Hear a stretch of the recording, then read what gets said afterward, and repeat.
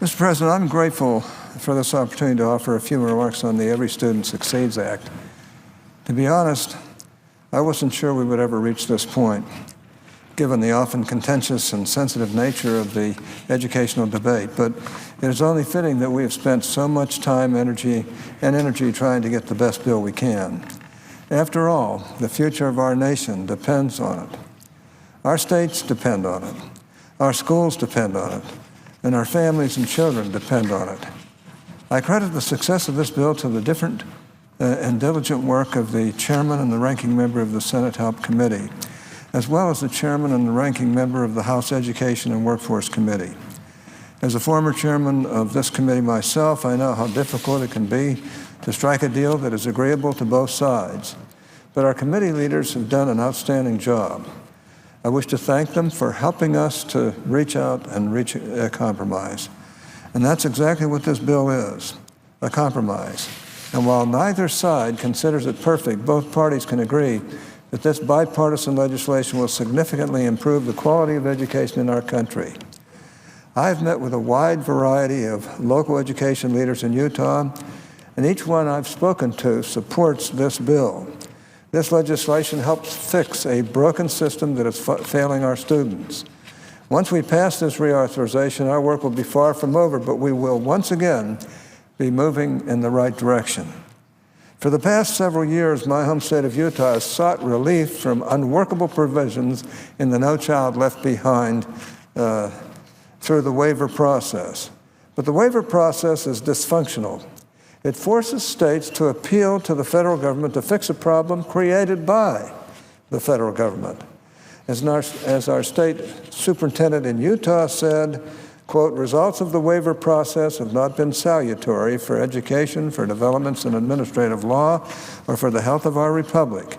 Reforming and revising this deeply flawed statute has and must be the primary work of our federal delegates with respect to education, unquote. Today, we are answering his plea and the plea of many state and local leaders throughout the country.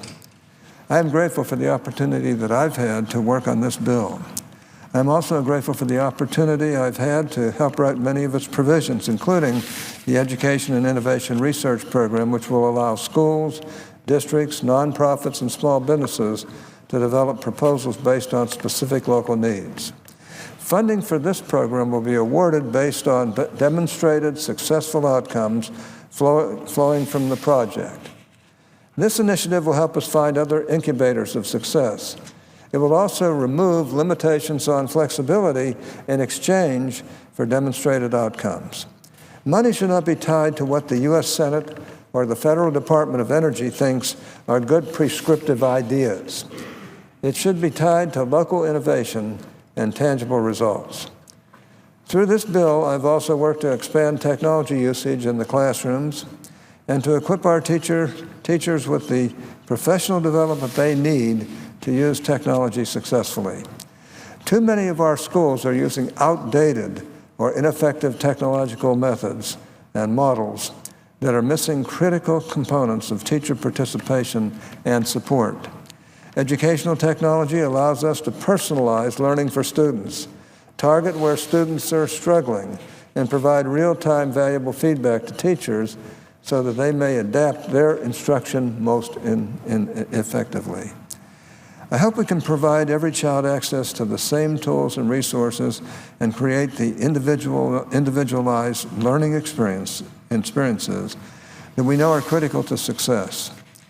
This bill equips both educators and students with resources they need to succeed.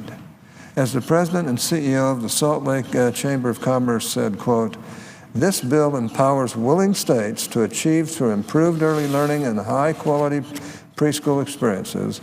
It also invests in our hardworking teachers with more preparation programs, including those designed to improve literacy, civic education, and STEM education, unquote. Mr. President, this legislation is a victory both for Utah and for our nation. The sooner we send this bill to the president, and the sooner we can empower our states to help our students achieve their full potential, the better off we are all going to be. I have to say that I think this will be a major, major watershed bill and hopefully we'll pass it this day. And hopefully our elementary and secondary education will greatly benefit from it. Again, I want to particularly compliment the distinguished chairman and ranking member for the work that they've done on this bill, the hard and effective work that they've done on this bill. I'm grateful to have the privilege of working with them on the Health, Education, Labor, and Pensions Committee. And I want to thank everybody who has played a role on this particular bill. It's difficult for me to see why anybody would vote against this bill, because it repairs what really has been a very pitiful system under No Child Left Behind. Mr. President, I suggest the absence of a quorum. Clerk will call the roll.